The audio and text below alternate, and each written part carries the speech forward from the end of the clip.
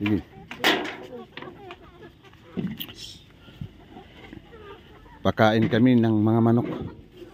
Diretso na yan. Kasi marami. Diretso na yan. Mamayang alas 5. Sige, ibutang. Sasakay na hira. Ayan, no. Atak na atak sila. Ano sa kuha dito? Pagpag. Para di rin maghuruot. Atak. Sige, kuha eh. Para diba matungayra.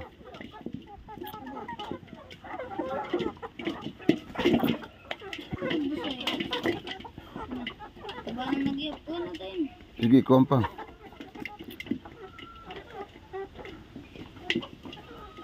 Yan.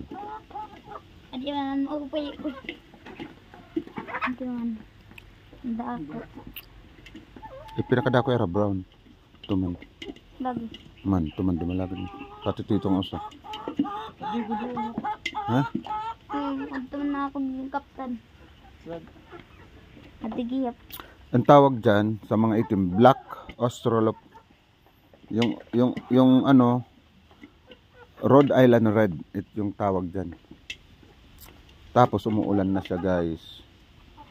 Snow. Tapos yung mga ano nila, mga itlogan dito ready na. Mga itlogan nila dito sa bahay kubo. Ha? Diyan yung mga pangitlogan nila dyan.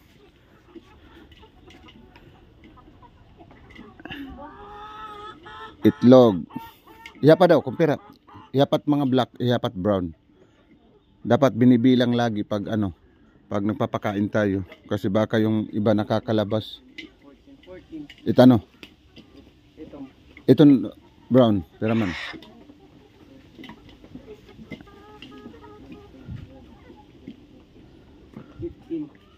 So a total of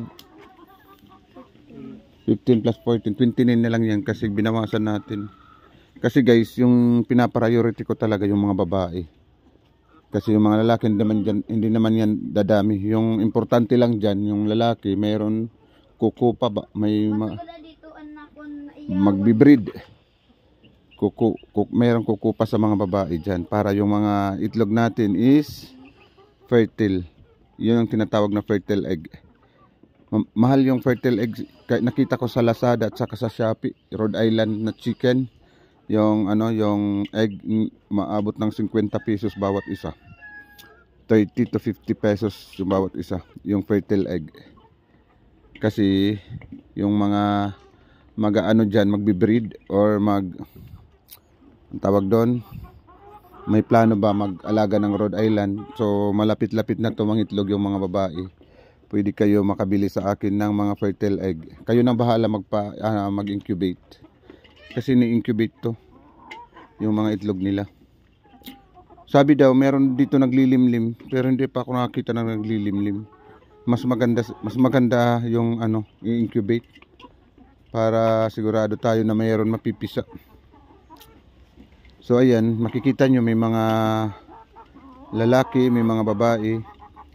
So dapat doon pag mangitlog na sila, ikukulong natin yung 6 na babae, 2 lalaki. Dito naman 6 na babae, 2 lalaki.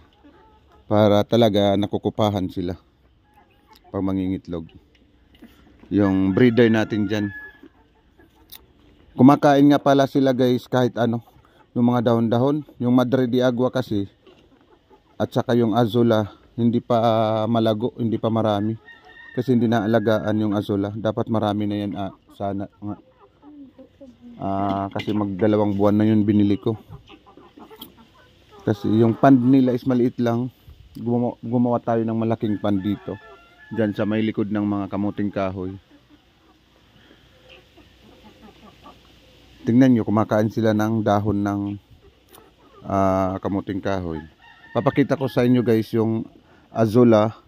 Tapos yung ginagawa namin na malaking pond, tapunta tayo doon. Yung Azula ko dito guys, ito oh.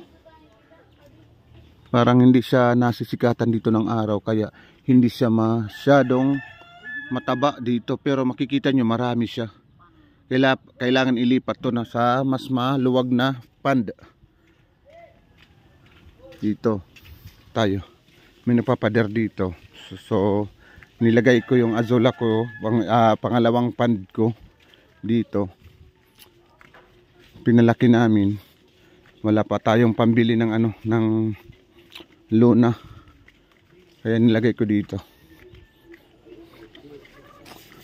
Yan. Dito may nagpapadar na dito, guys. Kaya dito tayo yung pangalawa kong pond. Sabi ng dito, gumagawa dito, pwede naman daw ipahalo blocks to daw. Diyan, instead na saging, puno ng saging, pwede daw ihalo blocks. Papunta dito, guys, mahaba. Sana dito mahaba na yung pond. Diyan, no. Hollow blocks dito. Pa-square dito. Para daw mas lumago yung azula ko. Kaso lang, bibili pa tayo ng semento, bibili tayo ng hollow blocks. Ilang hollow blocks to? 2 patong lang ata ng hollow blocks. Ang 3. Mga ilang yan. Hollow blocks yung mabibili natin. Kasi pag 3 hollow blocks hanggang dito, mataas siya. Pwede, sa susunod or in the near future, pwede gawing swimming pool ni Rainier. Yan. Pero yung azula, guys, pag seryoso lang tayo mag-alaga ng azula, kikita tayo kasi farming din yun eh. Meron nagbebenta sa tignan nyo doon sa Facebook. Azula, A-Z-O-L-L-A. May nagbebenta ng azula. Kaya yun yung inaano ko sa mga bata, sa kanila, na palaguin nyo o paramihin yung azula kasi mayroon tayo dyan, may pera dyan. Nagbabalak. So for the meantime, ito lang muna, guys. Saka na muna yung semento kasi wala pang budget. Kagaya ba niyan, oh? Iyan naman, wood naman yan, pero maano lang siya, mababaw lang. Dito sana, hanggang dito sana sa mainyog, oh. Pahaba. Kasi meron naman dyan pader. Makakalibre tayo dyan sa sa other side. Dito lang tayo sa side na to mag ng hollow blocks. Pag-aanuhan ko yan ng budget. Hollow blocks ko.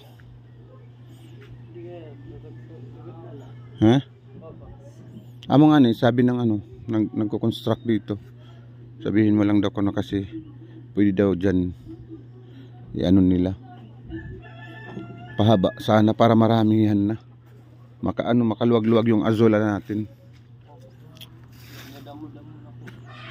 So hanggang sa muli, guys. Hanggang dyan lang muna yung aming video ni Miko. Kasi ayan yung mga manok. Kaya nga nag-aalaga tayo ng azula at saka Madre de Agua kasi sa mga nahihirapan or namamahalan dyan sa mga patuka, malilibre tayo ng patuka, guys. So sa oras na wala tayong pambili ng mga patuka nila, pwede tayo mag-harvest ng azula.